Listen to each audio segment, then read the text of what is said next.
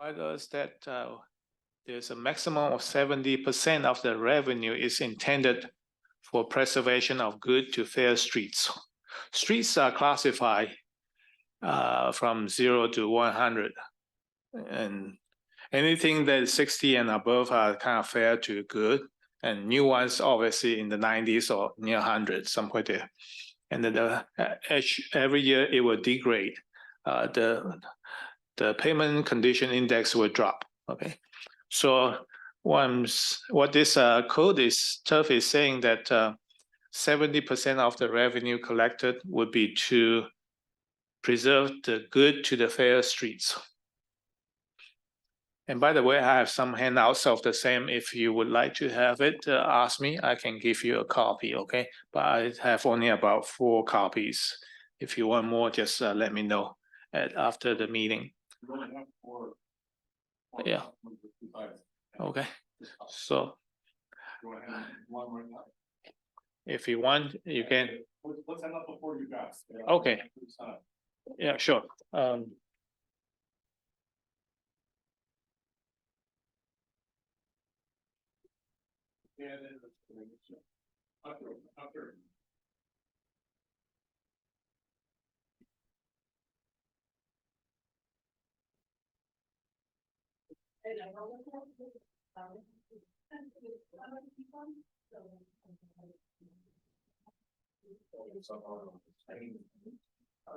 Oh, it's on the screen now. Okay. Okay. And then 30% of the revenue is for the reconstruction of poor to very poor streets. You can ask now, and then if they are appropriate to this particular slide, then I can answer them that way, or we can wait till the end. I think it's better to ask now so we can be on the same page. I have a question on the 70-30 percentage. Yes. So the 30% is going towards the poor to very poor streets. Yes, correct. And those are the ones that take that much more for reconstruction. That is correct. As a result, the bad streets are going to take forever to get fixed. Last year, you only got to 1 street, and that was Brucher. And frankly, driving over Brucher before, I didn't think was that bad. Yeah. Okay. Okay. And now I don't know how the priorities are figured out, but I think 30% is way too low for the poor streets. You're spending all your money bringing the fairly good ones up to really good, which is fine. But the poor ones are the problem is I can offer some for the tough reasons and not the changing or potential of the 70-30. Well, yeah. I don't. What happened, if I may? Yeah. Is that the good streets, it will deteriorate over time.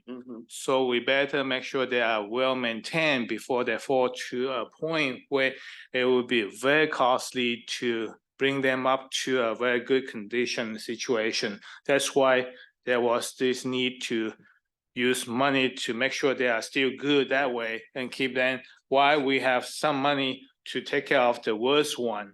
So if we just take care of the worst one, then the good ones fall behind further, then they become very worse one. Then it costs more money to take care of those. So it's sort of, there's some wisdom in there to sort of say 70-30% on that one there. You know? Yeah, the problem is all the bad ones, they say bad, they get worse.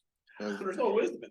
Because when the worst one in a situation, whether it's worse or very worse, they still cost about the same dollar because we may have to reconstruct it and that sort of thing. So there's a point of kind of once you fall behind that one, I have slides to demonstrate a little bit of the rationale, the reasons behind, if you can bear with me. Yes, please, Councilor Peggy. What percentage of our streets would you say are in the bad, the 30%, the bad streets? That is actually a good question. I don't have the exact numbers with me at this point in time, but as you look through, we'll show you a map of the streets that we have done over the last, since the turf was implemented, streets that we have fixed, and you can see that they are all over the places. And we certainly, I'm also going to talk a little bit more about the pavement condition index and what was and what is now and what is in the future, depending on the level of funding. That might give you a little bit of indication. But if you want the exact thing, that we can certainly provide.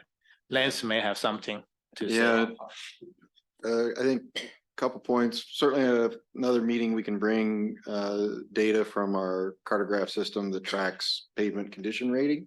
So you can sort of see a map of conditions and, you know, green is good and red is bad, kind of, yellow's in between. So we can certainly do that the next meeting if you guys would like, or send that out to the group just as soon as we can get it from operations staff. Yes. But the other thing that I would note is Paul's here in the slide is actually quoting this municipal code.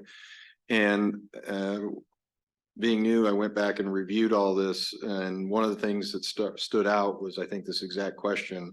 And if you actually read the code, it's a minimum of 30% to reconstruct poor or very poor.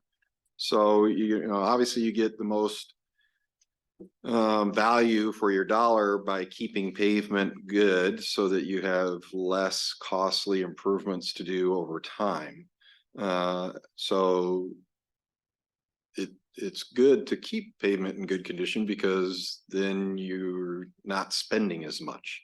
However, you all obviously have also pointed out the very problem is that when you're behind on pavement maintenance, and you've got a backlog of inventory of poor streets, then there's this balance that has to occur because you have to start investing at some point in those poor streets, which are very expensive to get back up to good. And so I think what the council's intent here was in section 345, when this code was created, was to tell staff, look, a minimum of 30% every year has got to go to the poor and very bad. There can certainly be more than 30% go to the poor or very bad, or very poor, but at a minimum 30%. And as was pointed out, there was only a couple streets done in the TOUGH program last year. And I think one was a resurfacing close to, Paul will get to this. Yes. And the other one was a complete reconstruct. And so staff is always trying to balance, you know, that need.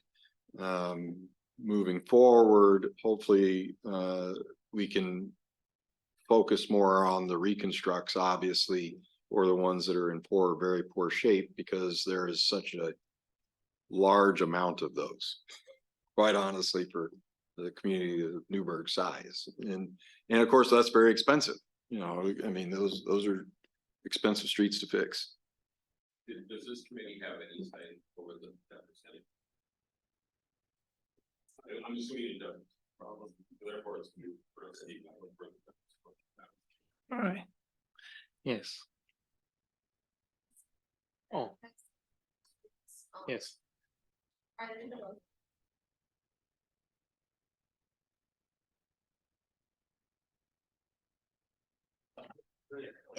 Are the streets that are, the good streets, the ones that are used more too, maybe, like, so they're prioritized?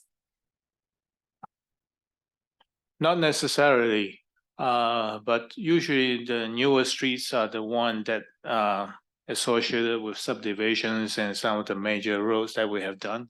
So the answer, short answer, is not necessarily. Okay, if not, I will just keep moving. The turf may not be used for any other city purposes. They're pretty much for pavement preservation and ADA ramps associated with it. And code 345 also said that this turf is imposed upon owners of all developed properties within the city and allows waivers for properties that are vacant or folks that have economic hardship or maybe unemployment. Also offer discount for property owners that have no vehicles. All right, the next slide, engineer approach. We started out with a study done by a consultant pavement services in 2014 about the pavement condition index. As I mentioned earlier, it's from 0 to 100, 100 being the best. So at the time we have an average PCI of 73 over 100. So we have a backlog of about over $14 million of payment projects when it was done in 2014. If we maintain 150,000 per year for doing this work, then the backlog will be about $21 million by the time we reach 2022. That was last year. So this is a little bit of kind of information. At the time, an ad hoc committee was formed and work on the funding proposals.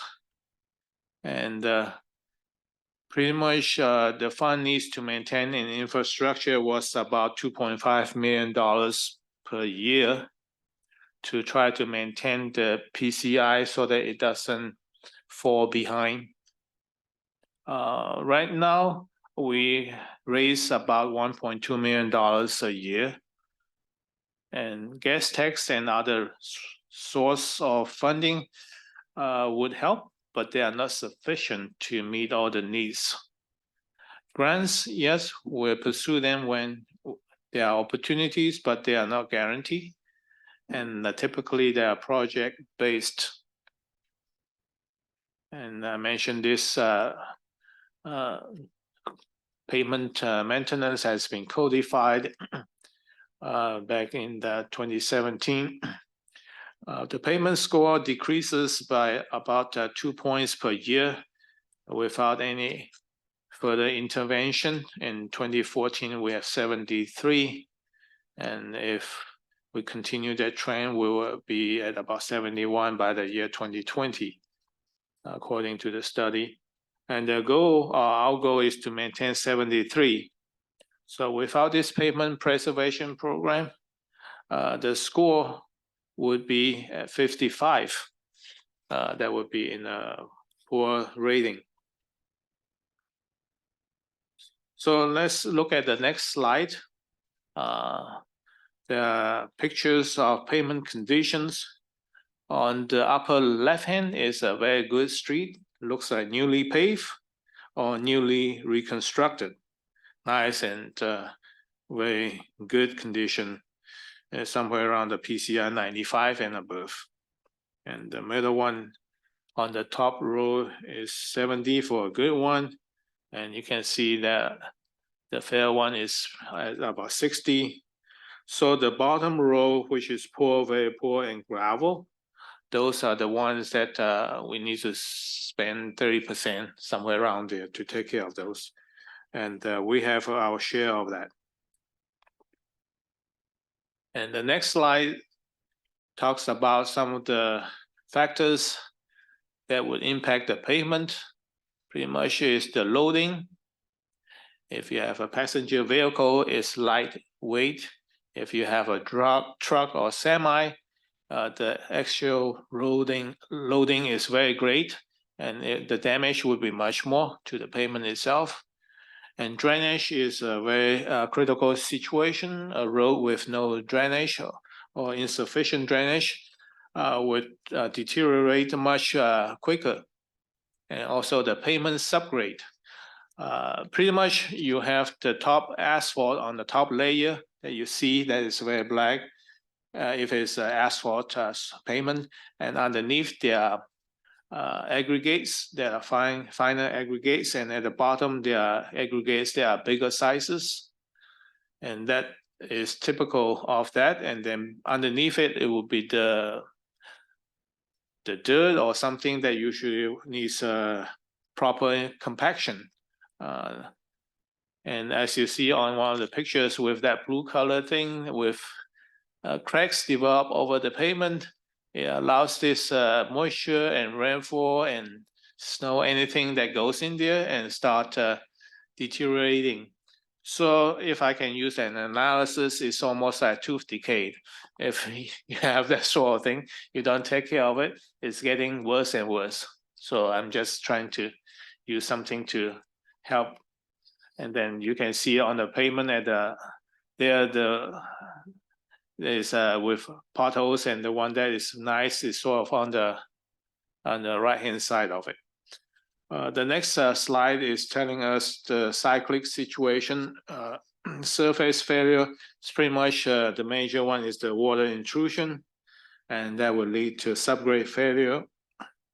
And then the decay will develop and then becomes small potholes, becomes big ones and more intrusion of water. And then the potholes kind of growing bigger and bigger. And the diagram on the right-hand side also shows a little bit of that process there. And one thing I also want to mention is that the freezing situation, low temperature, when you have a freezing cycle, the moisture in there, when it's frozen, it expands and just push the cracks open much worse. And then when it melted, it just contract. So that temperature factor also plays into it, especially in the temperature that we are below freezing or that sort of thing. And then next slide is the one that I would like to talk a little bit more about. You see a solid red curve line, it's kind of reverse curve right in there. It typically, in the first year, the payment condition is sort of at the very top, very good. And then after a few years, as time goes on, you move along the axis that says years, and the red line starts dropping and dropping, and then eventually it just kind of have the dashed line in there, you see. So the payment at the first several years is pretty good. And once you fall below a certain time, then it takes much more effort and therefore very expensive to restore them to a point that you have to reconstruct them. The green line that you see that is sort of periodically we provide pavement maintenance, like crack seal, surface seal, and that sort of low cost maintenance, and that's the green line. So once you do that, the red line is being lifted up a little bit more, almost like new. So it starts over this process here. So you see that curve, red curve being pushed further up to be good again. And after a certain period of time, you repeat that maintenance thing. You just try to keep it on the top sort of that graph there. And it's kind of like oil change. You want to keep it in good condition that way. So best practices is preventive and not wait until failure of the payment. It's much cheaper to maintain it than to replace it. And it also allows us to update any non-compliance infrastructure for ADA. So knowing the behavior of payment and things like that, it helps us to strategize and sort of plan our payment maintenance program to maximize the value that we have to take care of them. The next slide, as you can see, there are different ways to take care of payment. Crack seal, as I mentioned, is when you see some cracks developed, you just there's a sealant that can be poured. You have to clean the cracks, remove the dirt, and sometimes there are weeds that grow in them, and then you fill it up that way. They have the wand that spray the things and then seal it up to prevent the moisture from damaging the pavement and the subgrade. The next one is the next way of doing things is the surface seal. You can see I'm sorry, go back to the previous slide. Okay, you see the arrow that says surface seal, and that one there, it was a project that was done several years ago. And then basically they put a kind of asphaltic, almost emulsified kind of asphaltic material, a very thin layer to seal the whole thing there. It looks good, but it doesn't last a long time, maybe a few years and things like that. So just a maintenance thing. It prevents moisture from getting in. And then the picture on the lower left, that one shows a chip seal. It's pretty much you have this asphaltic material and you put a layer of, or several layers of very fine rocks on top of it, and then it seals onto that and provide a little bit on top. And usually they are done on county roads and rural roads, but they are also have been done in urban settings as well. And have to be done right. Sometimes you will see these chips will fly around, so it tend to be challenging for drivers with this windshield damage. It's not uncommon for that sort of thing. And then hot mix patching is there's an area that we remove a little bit of that and just patch it, just like putting a Band-Aid over the pavement area that has a bad situation. The next slide is a little bit more, how should I say, expensive, but to take care of things a little bit better, the thin pave or micro pave will provide about an inch of pavement, sometimes like 3/4 is very rich in asphalt, the content of it. And one example is on Pinehurst Drive, just west of College Street. We have that thin pave or micro pave. If you want to drive over it, and then you have some cracks over it and some alligator, not a whole lot, a little bit. You take care of that one there, and then it provides a good driving surface again. And if you have time, you can drive over there and look at it. And we still have cracks developed, but it will push that probably a number of years. That one was done over 5 years ago, maybe more. But if you look at it, it's still very drivable. And it's a good use of it, and there are a couple of contractors that do that sort of thing. And there's another street that we did as well. So it has good results, but also depends on the pavement, whether it's suitable or not. So have to be evaluated. And then when the thin pave is not a good choice, the pavement might be to a point that we have to remove a few inches of it, we grind it. And that's the second picture from the left with a truck there, and there's grinding machine or grinder, and what will mill the pavement for a few inches. And we can do that if the pavement is a few inches thick. If it's a very little of pavement, then it becomes challenging. We don't want to mill it down to the rock underneath it. Then we have to know what kind of pavement section we have in the existing situation. And another method, when we go to total reconstruction, when the pavement is ready beyond, how should I say, beyond grinding inlay or overlay, then we have two ways to provide cement treatment to the base. Basically, we have to do calculations to provide cement powder and then mix it with the dirt and the gravel underneath the pavement, and then sort of spit it out again on the road. And there's this machine that will just roll over it and compact it so that it's very solid. And we have to wait for about 5 days to let the cement do its magic, and that try to solidify it.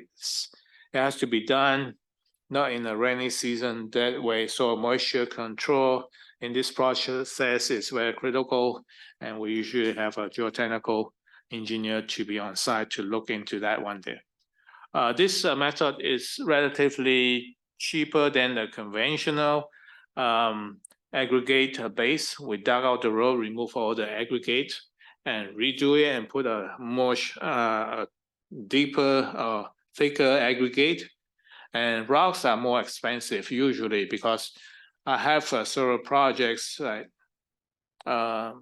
was done. For instance, North Street, just west of College Street, And Sherman Street, this east and west of College Street in this in the neighborhood just north of 99W.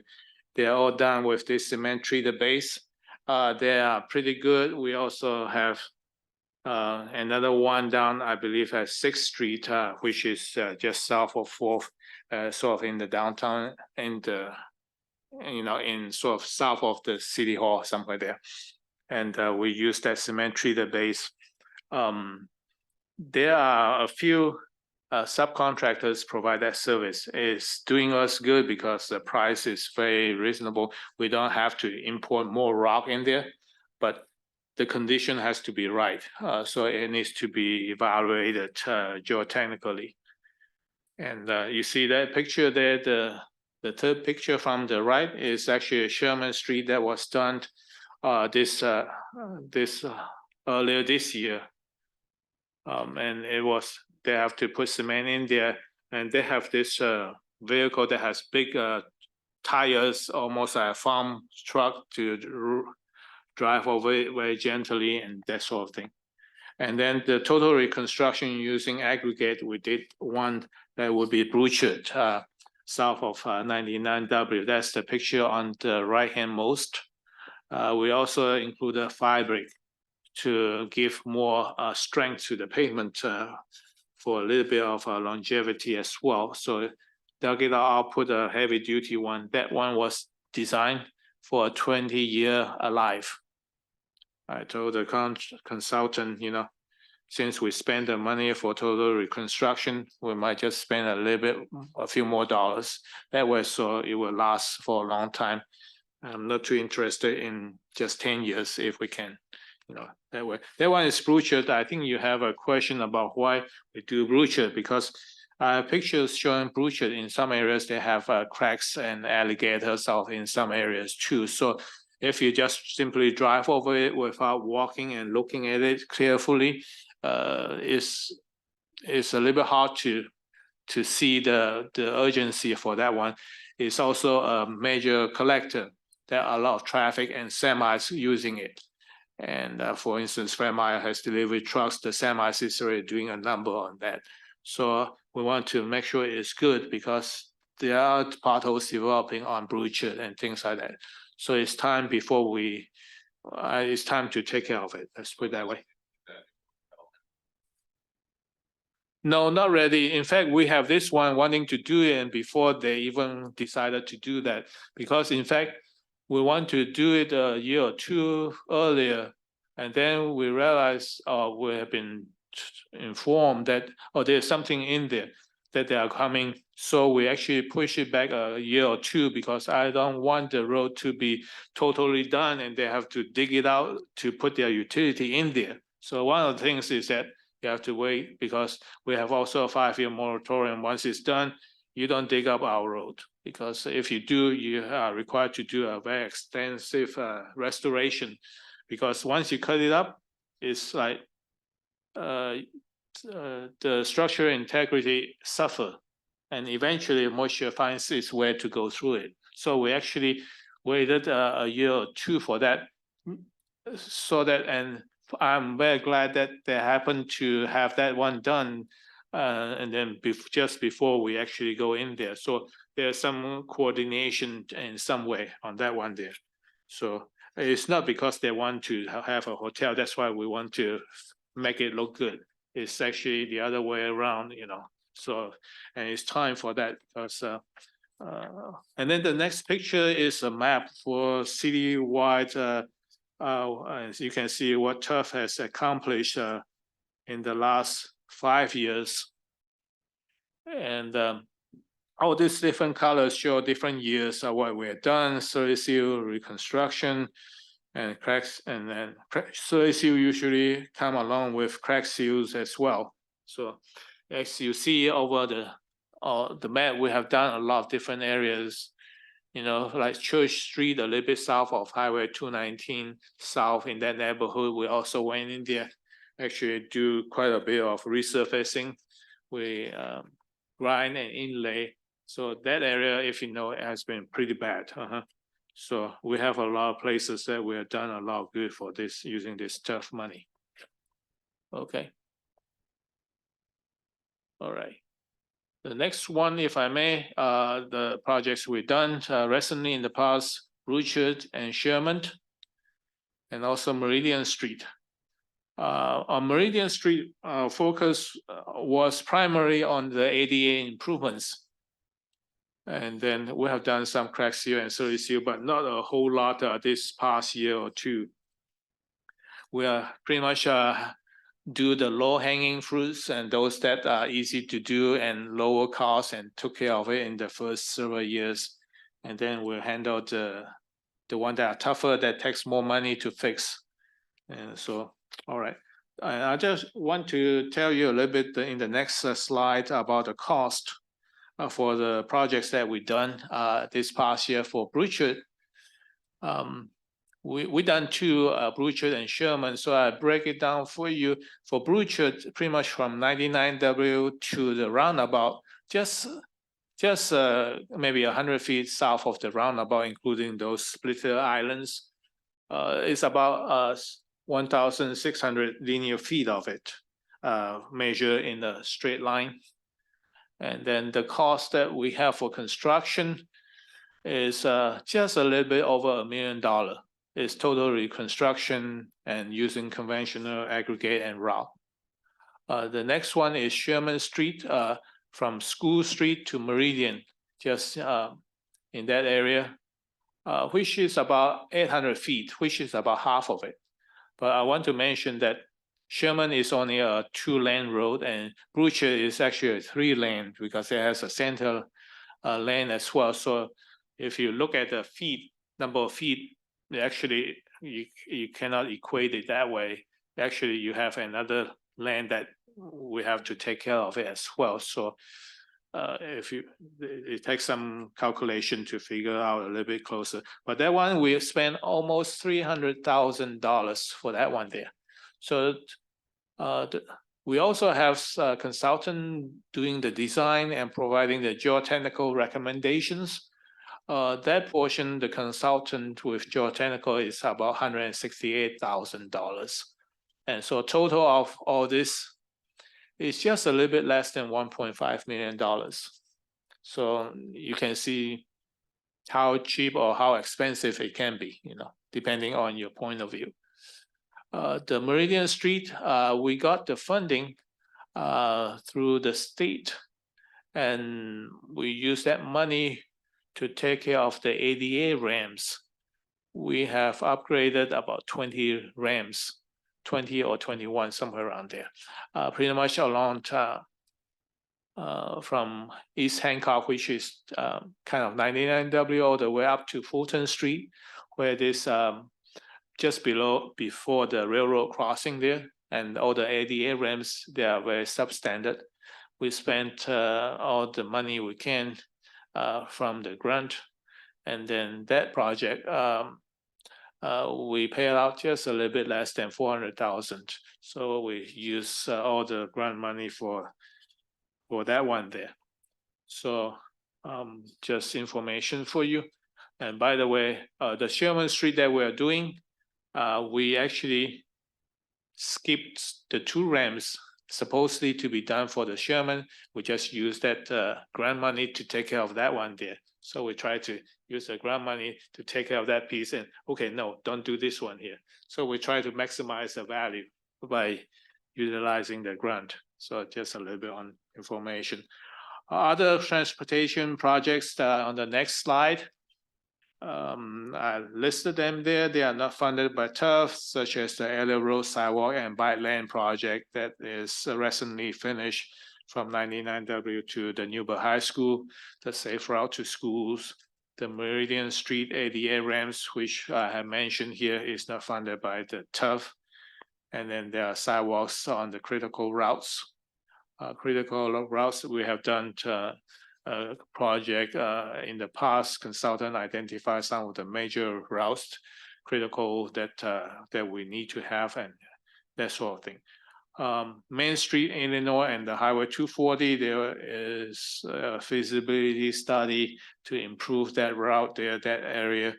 And TUF is not providing funding for that one. There is not pavement preservation. There is also the signal at Springbrook and Hayworth near the Safeway area.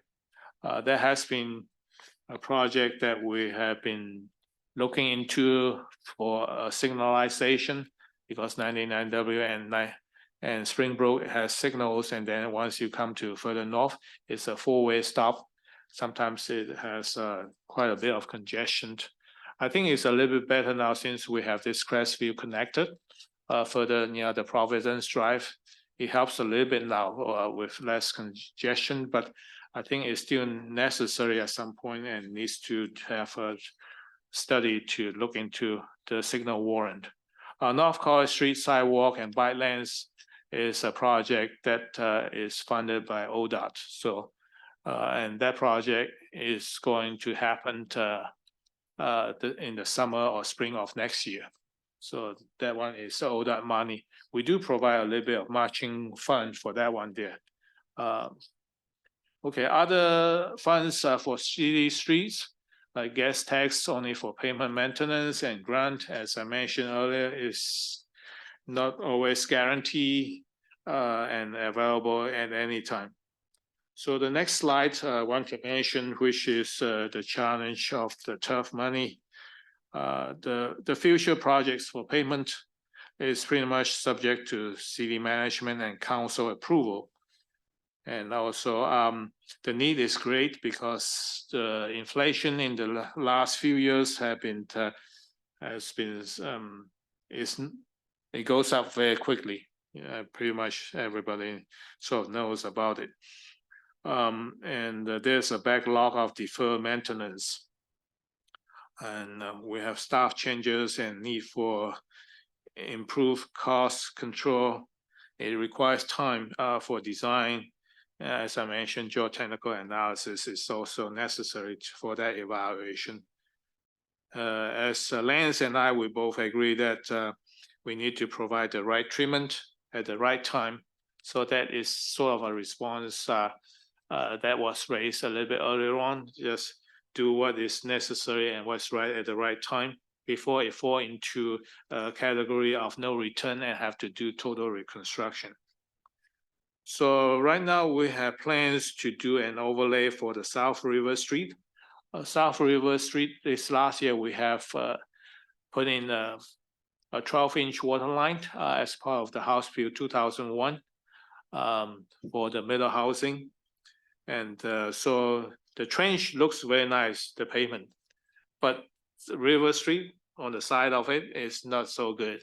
So people has concern about it. So it's something that we're planning to do an overlay, either grind and overlay or something of that sort, just to take care of it, because the project to take care of the River Street, it would be a lot of funding and also requires a long time to take care of that one there. So for the time being, that's something we have sort of identified at this point in time.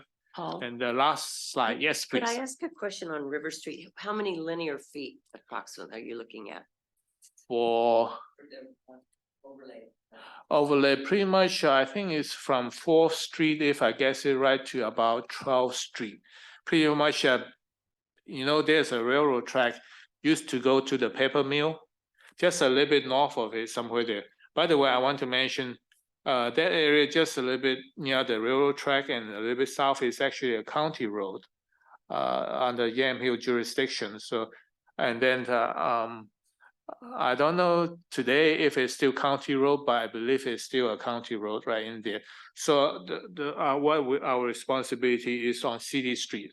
So I believe our water line starts from 4th Street all the way to 12th Street, somewhere there. So this pavement situation that we was looking into should be from 4th Street to 10 or 12, somewhere around there. And then and there are bits and pieces that looks not bad, but we cannot be selective once we do that, because it's easier for a contractor just to take care of everything in one round. And so it's something that we're looking into. And any further questions, feel free to ask me or Lance, and we're trying to be on top of it. And the last one is questions. If you have any questions or comments or whatnot, or concerns, feel free to ask me before I stop, I guess. If not, I guess Deb Glady will be the next person providing more information. And thank you, everyone.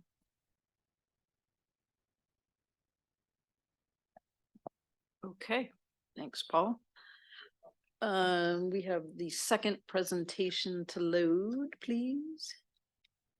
Should be version 4.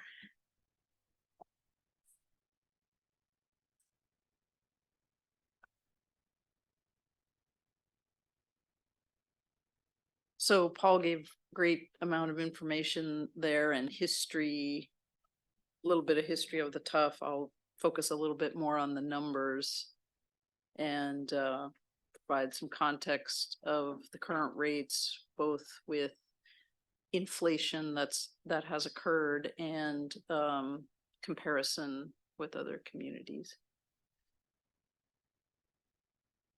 In a moment. Excellent. You can advance and great. Let's go to the next slide. So with the TUF, so when we've talked about water and sewer, you know, the water rates have been the primary funding source for all of the improvements and the operation and maintenance costs for those systems. For transportation in the street fund, there are these two sources that come in and they have their own, as Paul said, their own expenses that they pay for, and the city tracks those fund balances and revenues coming in and going out kind of as separate items because they have because of the designation for what the TUF can be used for. So as Paul mentioned, it's about in the fiscal year 2024 budget, TUF is estimated to generate about 1.2 million and gas and bike taxes about 2 million. Very minor other revenues in terms of permit and other fees and some interest income as well.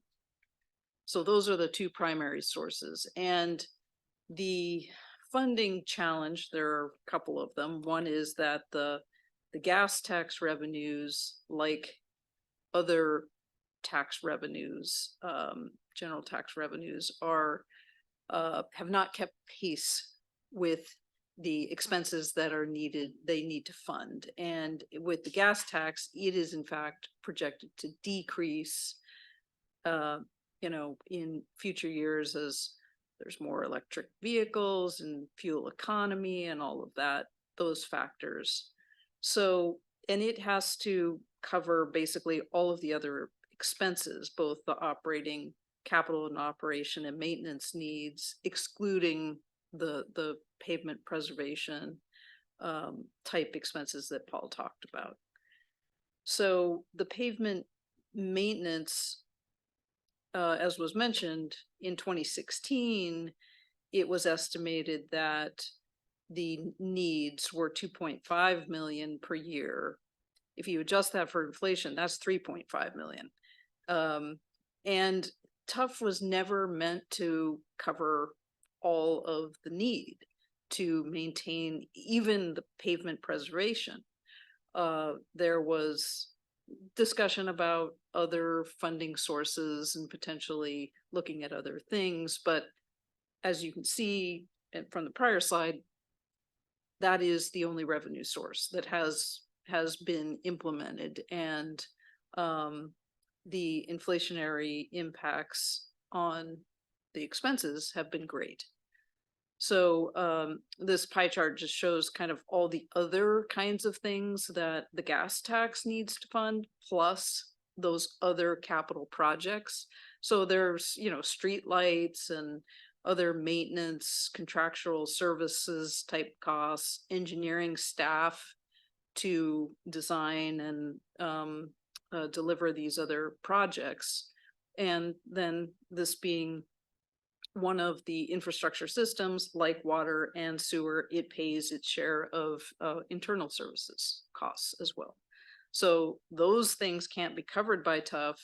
They are, so they have to come out of the gas tax funds, which leaves very little for the gas tax to cover in terms of the other capital projects, which means there is no other money available from gas taxes for pavement preservation. Next slide, please. So this one, sorry, is a little bit heavy on the numbers, but this is, as I said, on the street fund beginning balance is we track separately the street fund balance that is associated with TUF. So because as Paul said, you know, each year there's a little different mix of projects, and some years maybe you'll spend all of the 1.2 million, other years a little less, but then in the next year there's a little bit more, because it really depends on the type of pavement preservation project that's occurring. And so this is based on the 2023 fiscal year. So the beginning fund balance about 1.2 million for TUF, and the non-TUF was 1.8 million. Well, there were some significant projects that were delivered both on the TUF and the non-TUF, you know, out of the gas tax kind of revenues. The city did get some, you can see under the sources of funds, there was a little bit of money in the street capital fund that is non-TUF. So, and then there was some grant money.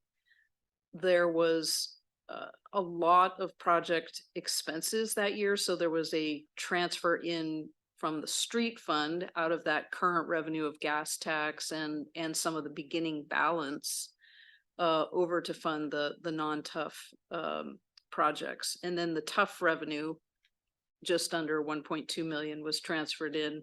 This is to meet all of the capital project costs. There's also the street SDCs, but as you know, street SDCs, like the other SDCs, can only fund growth-related costs. So, but a portion of the project costs were related to growth, and so those were also utilized. But the pavement, the other project costs, as you can see under the uses of funds, totaled $4.6 million, and the TUF pavement preservation was almost 1.4 million. So you can see that both for TUF and the non-TUF, this last year, you end up with significantly reduced reserves, particularly non-TUF. TUF still has about 1 million, so that, which again helps to levelize and balance out the expenses from year to year. But there is no money in terms of reserves for other projects. So again, it just, and that's not something that TUF needs to pay for. It's just, again, reinforcing that there are not other funds to pay for street preservation. Deb, I have a kind of a detailed question here. Yep. I was looking at these numbers earlier. Yeah. In the middle where it says transfer in street fund non-TUF reserve at 2 million something, 2,020,000. Does that come from the second blue row on top, which is smaller, 1.8 million? It's a What's the combination. I'm missing. It's a combination of the it's a combination of current revenues in the street fund plus the non-TUF reserve. Yeah. Okay, because Yeah. I was perplexed why. Yeah, greater it than specifically it the says other reserve. stuff. Yep. No, Yeah. it's a good question. Okay. Sorry for the confusion. Yeah, because there's money that comes in every year, and but it's not sufficient. So that this last year had to draw significantly from the fund balance, because this is just the capital costs. So that was over and above the operation maintenance in that pie chart I showed you before. This was what was needed to move out of that fund to pay for capital. And as you can see, it just really drained available reserves. So, okay, next slide. So here you can see the rates that went into effect. And this chart starts in FY 2019. There was no, the council took action in 2017 to adopt the ordinance and the code authorizing the TUF, but I don't think it actually was started to be charged until like a year later or something like that, till like the fiscal year 2019. So you can see that the amount of revenue that was associated with each customer class, and here it was part of what the committee looked at was that considered the TUF was what percent should come from residential customers versus non-residential, and roughly what is occurring is about 42% from residential and about 58% from non-residential. And the single family dwelling rate that went into effect initially was $4.99. There was no increase in fiscal year 2020, and then only a 2% increase the next 2 years. And then as part of the most recent rate review process, that was increased to 4%. So the current TUF is that's going to go into effect January 1, just a few weeks away, is $5.62 and reflects that 4%, that last 4% increase that was adopted by the city council. So TUF originally was estimated to generate 1.2 million, and you can see that it struggled to, it kind of performed for a variety of reasons, and partly because you know, when the estimates first get made, a lot of these are based on square footage and other information, students for the schools and things like that. Once it goes into place, there is some kind of refinement that happens to those numbers because customers report out that no, you know, that's not exactly right. And so those refinements gets made, and then of course it just also with no increase in the rates during that, or little increase in the rates, it has not, it just kind of hit that 1.2 million mark. So that's an issue too.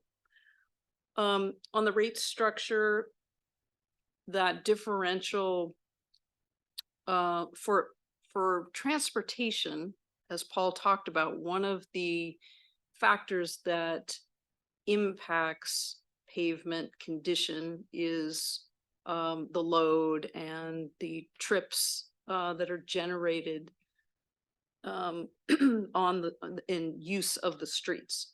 And so there are the bills reflect two primary variables. One is the intensity of use.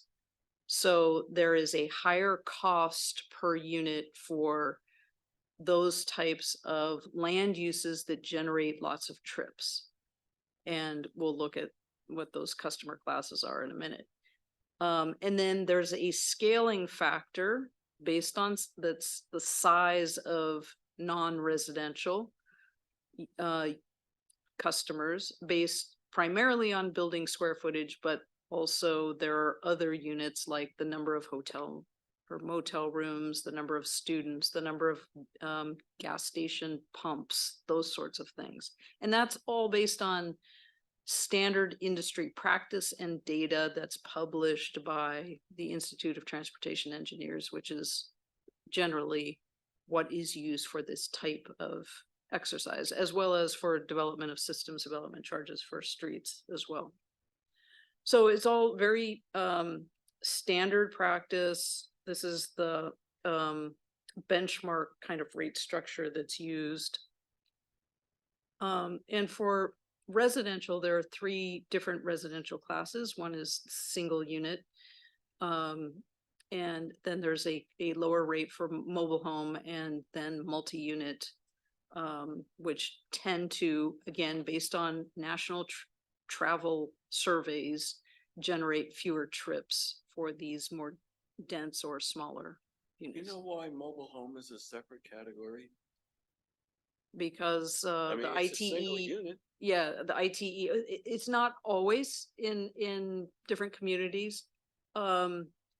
ITE, which is the manual that shows the trip generation, has it as a separate class. And I think in a lot of communities, it's considered a more affordable housing type. So there is a Understood. desire to, But from the transportation pavement wear and tear angle, similar number of cars, It may be age. I don't know. generally there's fewer people per household and generate fewer trips Okay. based on the survey data. Yeah, okay. Okay, and there are 5 residential classes plus a bunch of special use classes. And if we go to the next slide, oh, yeah, okay, let's go to the next slide. So one thing to understand, as we've just come off discussing transportation, or sorry, water, sewer, stormwater, is, all of that is based on cost of service analysis that looks at, projecting the revenue requirements, and many of the capital projects are requirements from different kinds of regulation and things like that. So with TUF, in the ordinance that was adopted, it specifies that in considering adjustments to the TUF, you can look at the cost of service adjustment of what's needed for, and Paul did a great job of talking about what some of the costs are to do the different types of pavement and some of what the projects have been costing to do that. But also there is just the recognition that there may not, as it may be more driven based on the ability to pay for projects and just to keep pace with the backlog, the cost of addressing the backlog and maintaining the pavement condition index that the city has established as the level of service that it seeks to maintain.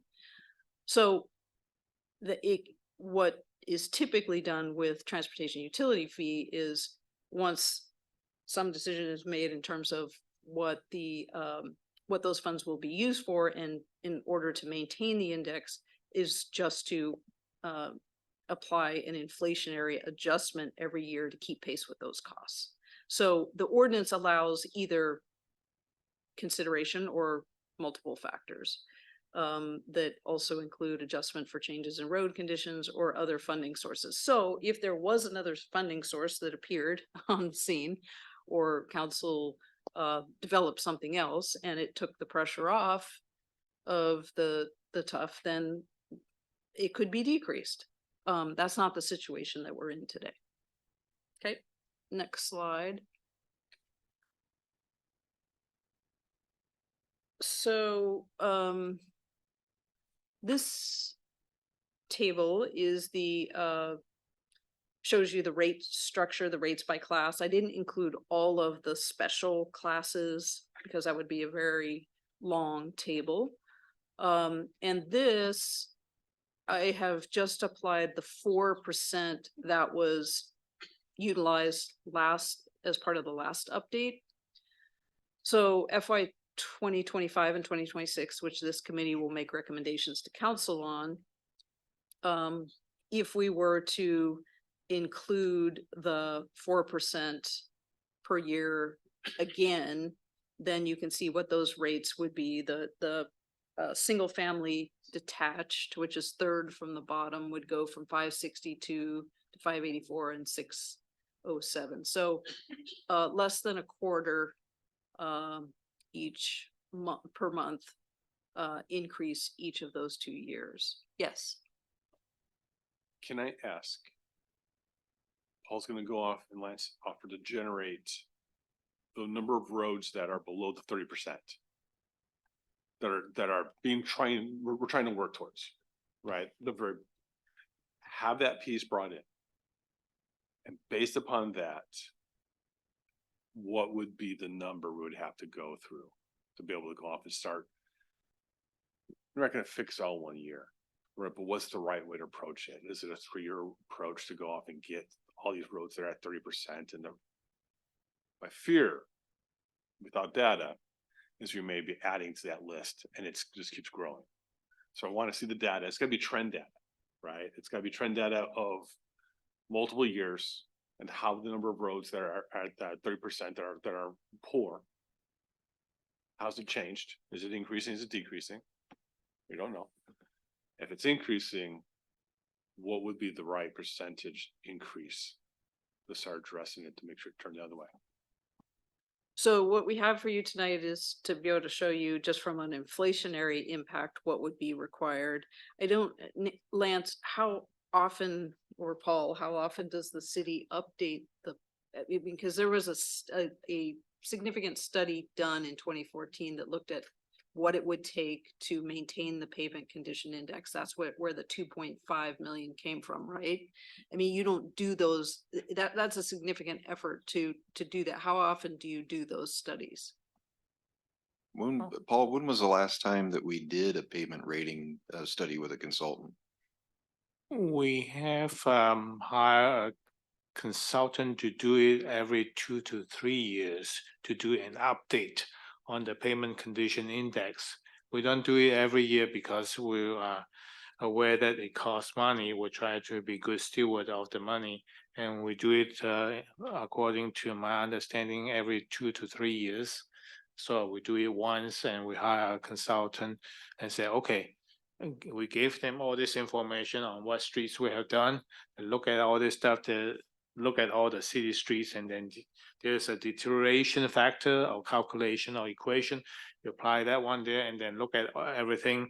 Okay, this is the pavement condition index PCI for the street for each one of those. Based on that one, there is short answer is every 2 to 3 years we do it once. Yeah, and I think we are overdue for another update, but basically what they will do is typically work through some sort of benchmark costs, like per square yard, on what it costs to fix something that's in very poor condition or poor condition versus what it would cost to do some, just do some basic pavement maintenance. And typically at that point, there's this, like you said, sort of this iterative process of saying, okay, if your goal is a certain pavement rating for the city as a whole, how do you get there? And then how much funding would it take?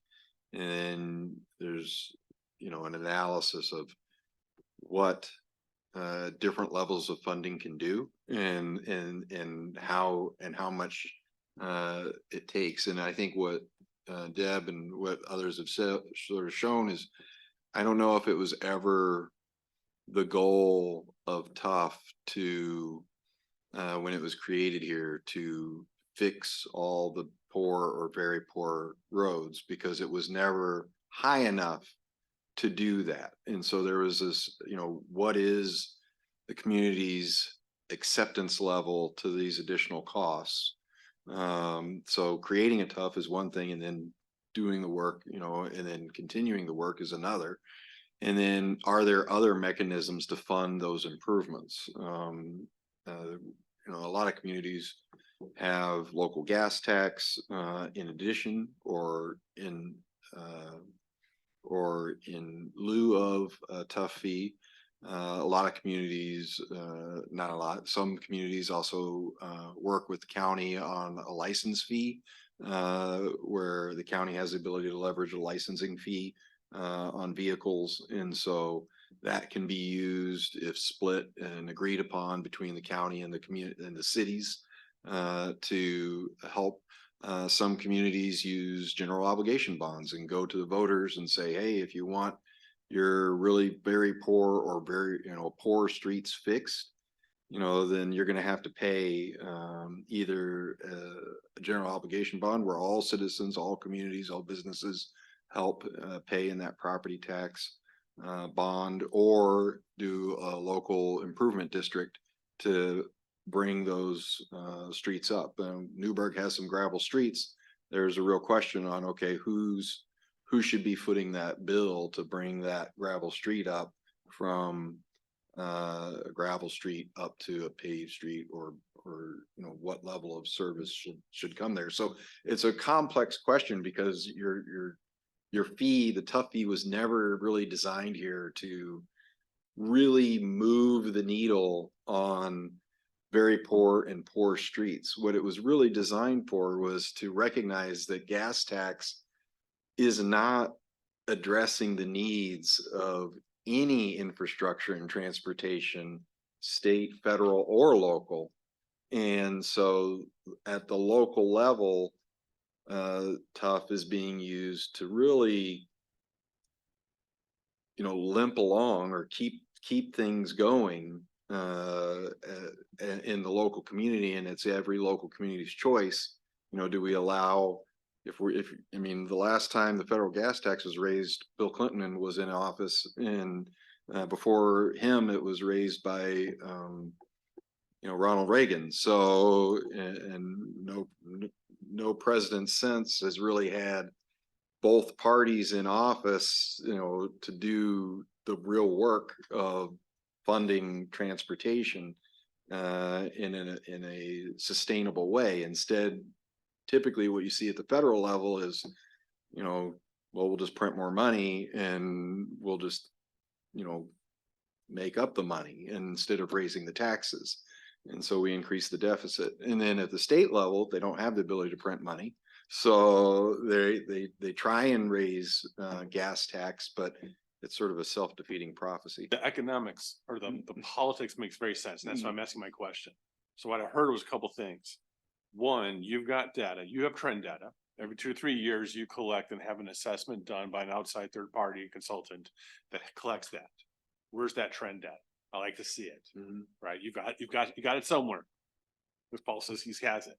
I want to see that to see how it's moving over time. For all the reasons you stated, which everything you stated is exactly what I validated myself. You've let Pandora out by allowing TUFs.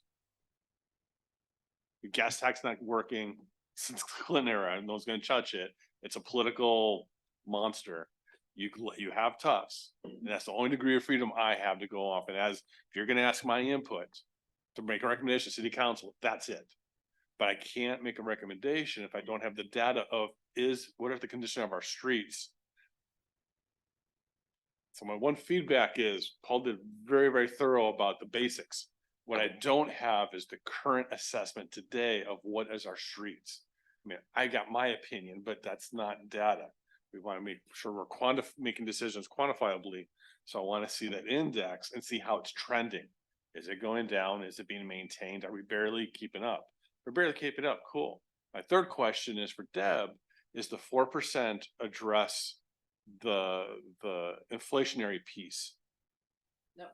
Because I've got more slides. Okay. I thought I heard that at the very end. Yeah, sorry. I'm going to hold that off then. Yeah. My next statement. Cool. Yeah. Thank you.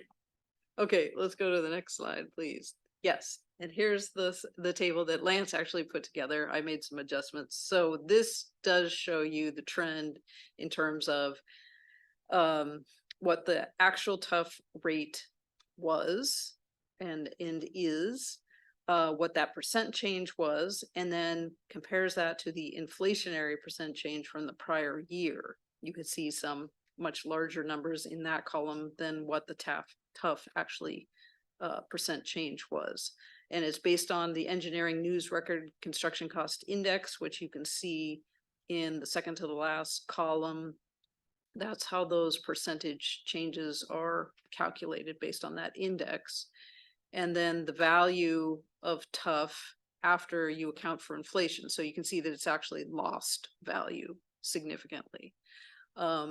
So what would it need to be just to account for the inflation? So if we were still working with the 2014 pavement condition index, that was the basis for the original TUF goal of 50% of 2.5 million. we're not achieving that because we've lost purchase power due to inflation, and accounting for that, it would need to be $7.35 from, brought up instead of 22 cents per month, about $2 per month, which is a 31% increase. So, and it's interesting if you look at the next slide, Newberg is at the bottom of the other communities that have transportation utility fees. And the communities that I'm working with today that are looking to implement tough, it's all in the $10 to $15 a month range. So because $5 doesn't buy you much. I mean, the city is doing things with it, doing what they can with the revenue, but it is not, compared to what it was intended to cover, it's not doing that. Compared to what it needs to cover, it's certainly not doing that, because even, as we said, it only was filling part of the gap that was identified. So we can have, Paul and Lance can bring back whatever the most recent pavement condition index. Did that change from the 2.5 million and the piece, the index, what's been happening with it since Tough was implemented? But even from an inflationary standpoint, it's needs to be increased significantly to cover what the expenses are. So if we can go to the last slide, Actually, I just have a mechanical question on that. All those other cities, do I presume that the transportation charges are coming from a little portion of the property tax that they pay? no, Or are they it's on the also- utility bill. It is on the utility Oh, bill? absolutely. Yeah. In Oregon, I don't know of anybody that has in other states, it's not uncommon to recover it through other like mechanisms, like annually based on tax statements or something like that. But in Oregon, all the cities that I work with and know about, it is listed in the fee schedule, and it is charged to you via your monthly utility statement. I guess that's leading to my broader question, because I've heard some really informal conversations and rumblings in the last year and a half.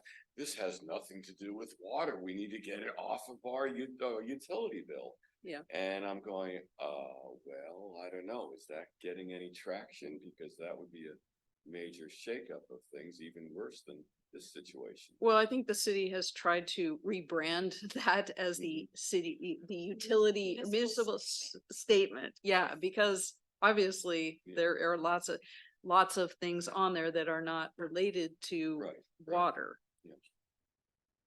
And just to add to that, for additional revenue, cities really only have two options. The option is to go out for like a local option or a general obligation bond for certain things, or you can add to the water bill, basically. So those are kind of your two revenue mechanisms. So that's why you typically see a lot on the water bills. Oh yeah, excuse me, municipal services statement. There we go. There we go. For clarification, the rate, the the whatever number, is that what is that multiplier by? It's not just $7 per household Yes, by month? yes. Oh my God. Yes, that is it. It is, yes. Yeah. And businesses pay, kind of a multiplier based on square footage, but they generate a lot more trips on average. And 562. That's what it is right now, correct? Yes. right, just for Yes. clarification, so for the tough rates, if you were keeping up with, and this is why I said for relative to where we are on pavement rating scale, I mean, we can certainly go back and see what was done here in the past, and give you guys that information, but just inflation, and this is construction costs. This is based on local, relatively local data that comes out of the Pacific Northwest that tracks things specific to construction. So aggregate, concrete, lumber, those kinds of those kinds of expenses that are specific to the construction industry, particularly roads. And you can see that inflation has run incredibly high in the construction industry. This is one of the reasons why housing is so expensive. This is one of the reasons why, you know, your purchasing power is not going as far. And it's impacting every municipality and every organization, every DOT, not being able to deliver based on the accepted past practices. And also why you see a lot of very, you know, progressive communities trying to look at other ways to raise revenue. If you have a Costco in town, local gas tax is great because everybody goes to Costco for gas. They charge less than anybody else, and you're paying that extra gas tax probably to Wilsonville and not even realizing it, if you're going to Costco in Wilsonville. But if you don't have a Costco, you know, in town, you're not generating that much revenue because you don't have that volume of product that's being moved in your local community through just a regular, you know, few service stations. But as you can In see the here, city of Newberg, we have that situation, but I don't think it's fixing anything. I don't think city council has ever made a change to the actual gas tax. Right. yeah, and there's no local gas tax. Yeah. So our city council has consistently not done it. That's why I said Pandora's box, that they let Tufts be created.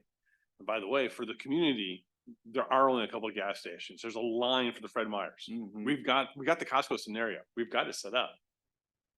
But city council has not changed that rate. They're afraid to. And all the political pieces all the way above. Everyone's afraid to touch that thing. And that's why I want to look at Tufts. There's two pieces. One, inflationary, you got that captured here. Number two, I want to see the trend, and I want to see today's index. I want to see the trend. So I want to see, is it going down? Is it coming up? Is it kind of, you know, what is the trend of our index for all of our streets? Because that's the second piece of, if we're losing, that index is going down, then I'm probably going to, I will make a proposal for how to address that. And the question is, how do you do that, right? You don't want to do it all at once. That's too big of a bill. How do you do it? Yeah, and I think this is a pretty powerful slide relative to like the value of your money, right? So all of us combined, we're all in this, right? We're back in 2017, my $5 was, you know, that $5. Well, that, you know, that same, you know, not even that same $5, that $5.62 is now only getting you $3.21 back in 2017. To maintain the $4.99, we would have to be collecting purchasing power. I'm not saying raw dollars, I'm saying what we can buy with those dollars. You would have to be at $7.35 just to match that. So I think that's why you see a lot of communities, as Deb mentioned, trending much higher on transportation fees because there's really no source. There's not a whole lot of options that are available to us, or that are granted to us from the state legislature for those kinds of expenses. And I'm sure that the counties and other communities, you know, I'm sure Yamhill Canyon's struggling, you know, just as well, even with what they collect. I can tell you from working in another community that has the highest transportation fee, their target is over 80 PCI index, and they're almost hitting it. And they not only have the high tough fee, but they have a shared revenue with the county on Clackamas County on a license fee that goes onto your license when you purchase your license every year or every other year from the state. And a couple of the communities that are on the upper end of the graph that the comparison chart that I showed, they have recently, like Lake Oswego, and Hillsborough, that's not on here, but is also has a double digit, tough. They have expanded what they can use tough for to beyond just pavement maintenance to also include like bike and pedestrian paths. Because that's a value to citizens, and the citizens want that and they're willing to pay for it. So Safe it's routes. very hard at these lower levels to really do things that citizens can actually see the difference and understand what they're getting for the money when you have such little money coming in. So it's a difficult thing to balance, but Yeah. anyway, yeah. Yeah, exactly. Some communities are using geo bonds, and every year or every other year, they're re-upping or, expanding their general obligation debt to make up for not having a TUF, if that's an option that they wanted to pursue. A lot of communities are doing that. Like Deb said, some of the communities, particularly Clackamas County communities, are also using TUF, not just for pavement maintenance, but also for safe routes to school, and areas of safety where they've identified that there's deficiencies that need to be addressed. And so those are other options that they've utilized, which contributes to that higher rate. So that's about what we had. Bottom line is 4% maybe what the current year inflation is, or maybe a little above that, but it's not gonna, we're in such a deficit because of the low increases up till now, low or no. But at the next meeting, when we bring back to you, well, Katie can talk about, what the strategy should be for the next meeting, but the topics that we still have to cover with you are bringing back additional information on water, and then showing you the community comparison on a total utility bill basis, and some additional information on streets on the PCI index. So. And one of the pieces was, I think for water, is the current estimate of capital expenditures that could tie into Deb's analysis of if this is the scenario. And I promise you, it's gonna be wrong, but it's it's the best guess today. And that's all we can ask. Based upon that analysis, then Deb's proposal of how do we go off and what do we need to do to be able to make sure we cover that. So we at least have a plan that matches. So I think the next meeting we have scheduled is January 3rd. We were hoping to possibly cancel that meeting because it's right after the holiday and we're not sure we really need a separate meeting to revisit the TUF, which is what we had scheduled. So we were hoping to combine the January 31st meeting where we're bringing back the combined bill and the additional water rate analysis, and then we can bring back these additional items for the TUF.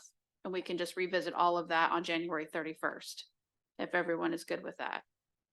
Do we need to make a motion and second all that?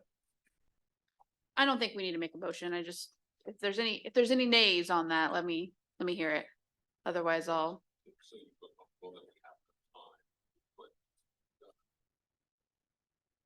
Yes.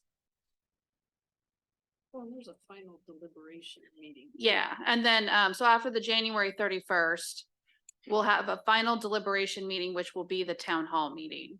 And that will be, I think, February 28th. We have that one scheduled.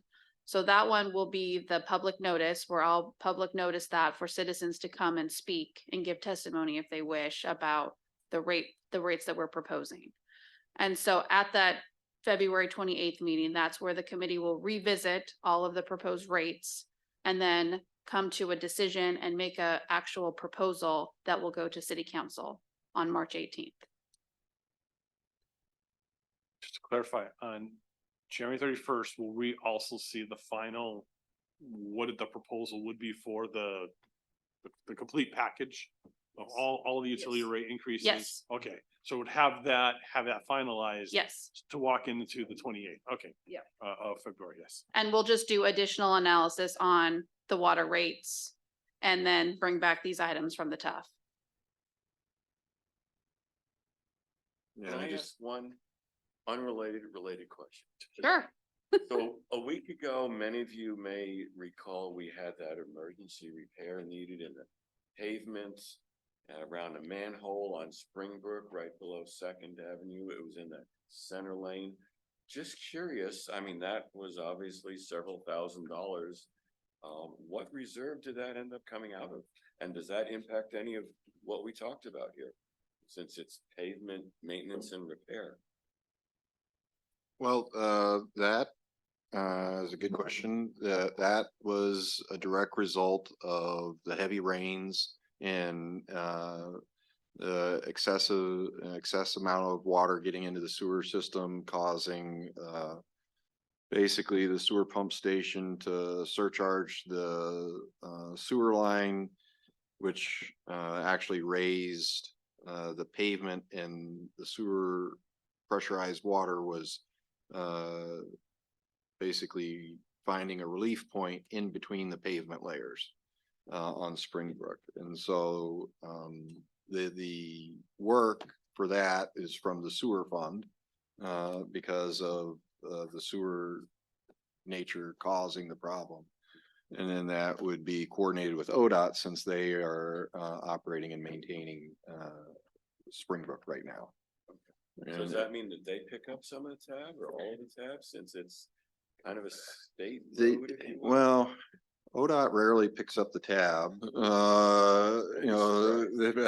so most of it would be through the city or wastewater, and hopefully, I think the goal. Luckily, nothing chewed out the subgrade and the aggregate underneath. It was actually in between the pavement layers themselves. So had it been in the subgrade, it would have probably caused a lot more damage and been much more expensive fix. So a little bit of luck there, I suppose. To prevent that from happening in the future, I believe Russ and the sewer crew is modifying that frame and everything so that that won't happen again. But yeah, obviously those kinds of issues impact it as well. And thank you to the group regarding the water rates. Being new, having a water treatment plant in the middle of a process, we've been able to work through a lot of that since that last water rate meeting and got feedback from city council on how to proceed. And so I think we will be able to have a better discussion on those kinds of details and forward projections, because it was pretty broad at one point, and so now we're narrowing that focus. So if we're all good with that, January 31st can be the next meeting. Yes, there were no nays. I just want to Okay. capture Excellent. recording. No nays. Anything else as far as business? Next piece is the public comments. Have there been any public comments? No public comments. Okay, then I think if I'm not mistaken, what's the last one? Adjourn? Oh, you said it on your phone. I did. I put it away. And we can adjourn. All right. January 31st, we get to see you again. Happy holidays.